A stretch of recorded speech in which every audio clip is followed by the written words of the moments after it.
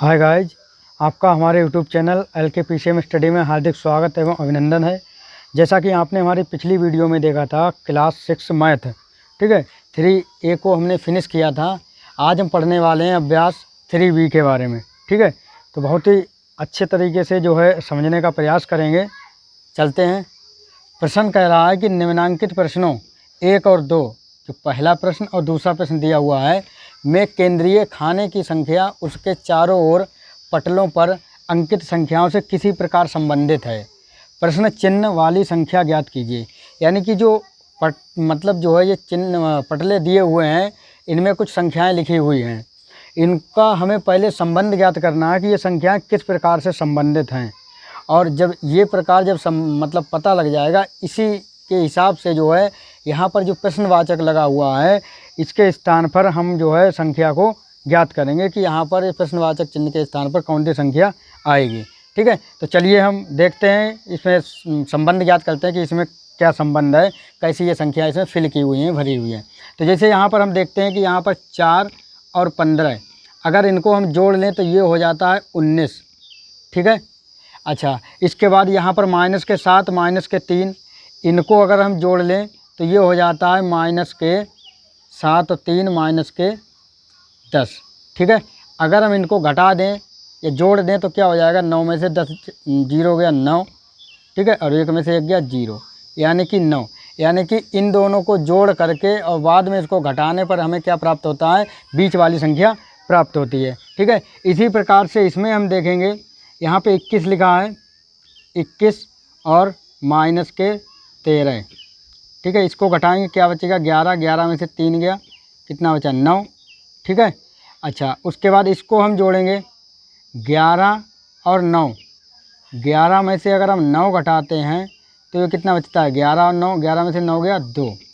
ठीक है, 11 में से 9 गया 2। ठीक है, अब हम क्या करेंगे, सॉरी, यहाँ पर 8 आएगा, 11 में से 3 गया 8। ठीक है, अब ये 2 और 8, इसको हम क्या करेंगे, जोड़ लेंगे। 8 2 कितना हो जाएगा, 10।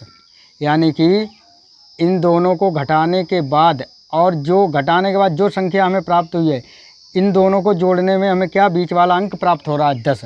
ठीक है, इसी प्रकार से अब यही क्रम, ये जो 2 क्रम यहाँ पर चले थे, इसी के हिसाब से जो है हम इसमें मतलब जो है जोड़ करेंगे। ठीक है, तो 17 और 14 पहले जोड़ेंगे। 17 और 14, इसको जब हम जोड़ेंगे तो कितना आ गया, 7 4 11, हाथ से 1 1 1 2 1 3, 31 आ गए। इसी प्रकार से 18 और 15 को जोड़ेंगे, माइनस के 18 और माइनस के 15, तो ये कितना हो जाएगा, 8 5 13, हाथ से 1 1 1 2 1 3, ये हो गया माइनस के 33। ठीक है, अब यहाँ पर हम क्या करेंगे, 31 और माइनस के 33, ठीक है, इनको हम क्या करेंगे, आपस में जोड़ लेंगे। तो क्या आएगा इसमें, देखिए, 31 और माइनस के 33, 1 में से 3 में से 1 गया 2 और 3 से 3 गया कुछ नहीं। ठीक है, तो 33 माइनस के ज़्यादा है तो अंक क्या आएगा, माइनस का। तो यहाँ यानी कि यहाँ पर जो क्वेश्चन मार्क निशान है, चिन्ह है, यहाँ पर जो है आपका माइनस के 2 आएगा। ठीक है, विकल्प नंबर पहला। इसी प्रकार से अब हम दूसरा प्रश्न देखते हैं।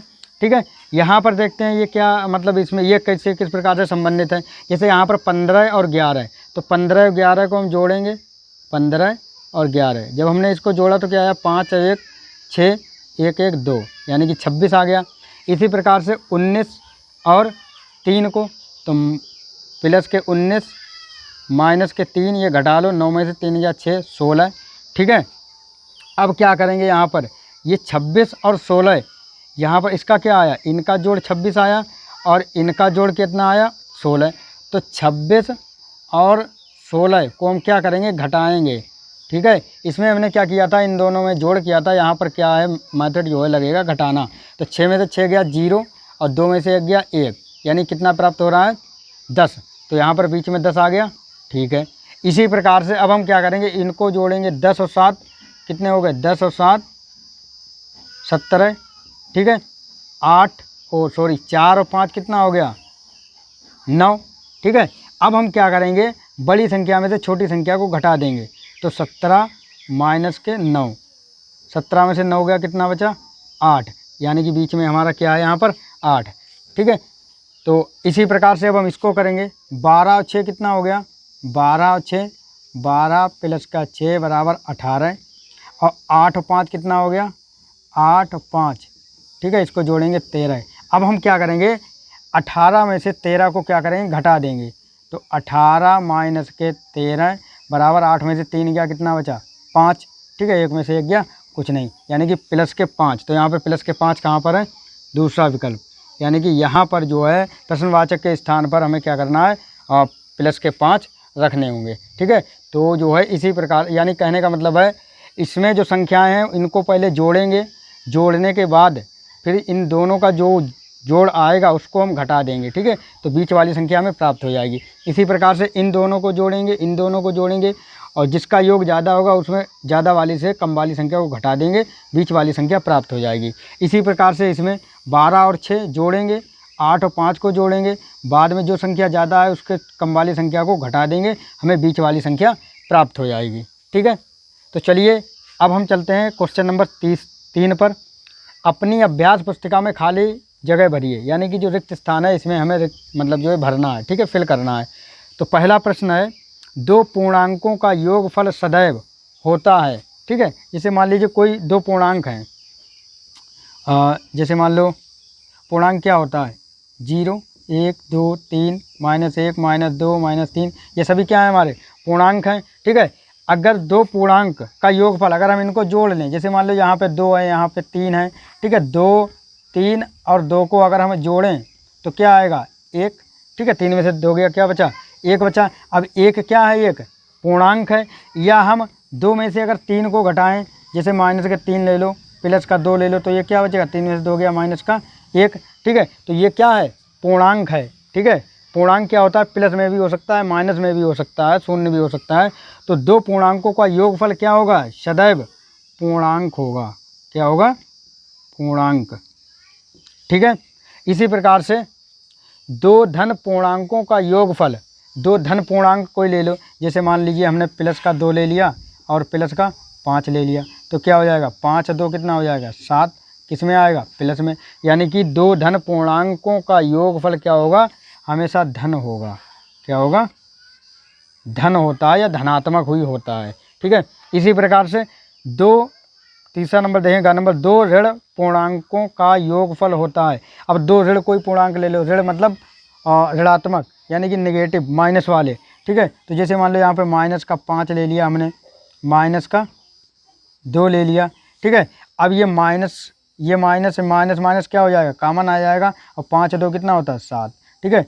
तो माइनस माइनस वालों को अगर हम जोड़ेंगे या ऋण और ऋणात्मक जब जोड़ेंगे तो उसका योगफल जो है हमें क्या प्राप्त होगा, ऋणात्मक ही प्राप्त होगा, ठीक है। यानी कि 2 ऋण पूर्णांकों का योगफल क्या होता है, ऋण पूर्णांक मतलब जो है ऋणात्मक ही होता है, ऋण होता है, ठीक है। तो चलिए चलते हैं चौथे नंबर पर। हाँ, तो चलिए देखते हैं। 4 नंबर है, सत्य अथवा असत्य बताइए, ठीक है। इसमें हमें देखना है कि सत्य कथन कौन सा और असत्य कथन कौन सा है, ठीक है। लिखा है का नंबर में, किसी पूर्णांक तथा इसके योगात्मक प्रतिलोम का योगफल शून्य होता है। इन्होंने कहा कि कोई पूर्णांक है, ठीक है, और उस पूर्णांक का प्रतिलोम जो है योगफल शून्य होता है। जैसे मान लीजिए यहाँ पर प्लस माइनस के 4 ले लिया, ठीक है, और इसी का योगात्मक प्रतिलोम होता है इसका उल्टा, जस्ट इसका चिन्ह क्या हो जाएगा, उल्टा। तो प्लस के 4 ले लिया हमने, अब इसका योगफल जब हम करेंगे तो ये क्या आ जाएगा, शून्य आ जाएगा। तो इन्होंने कहा किसी पूर्णांक तथा इसके योगात्मक प्रतिलोम का योगफल शून्य होता है, तो बिल्कुल सत्य है, ठीक है। तो ये वाला ऑप्शन जो है हमारा सत्य हो जाएगा।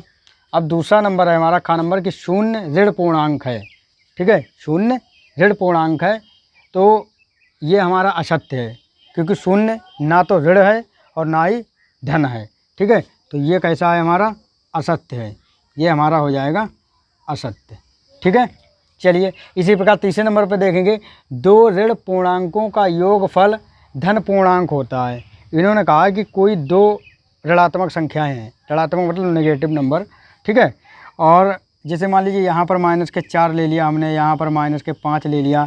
अब इन्होंने कहा है कि 2 ऋण पूर्णांकों का योगफल धन पूर्णांक होता है। इनको जब हम जोड़ेंगे तो देखिए माइनस माइनस माइनस कॉमन आ जाएगा, 4 और 5 कितना हो जाएगा, 9, तो हमारा जुड़ करके आ गया -9।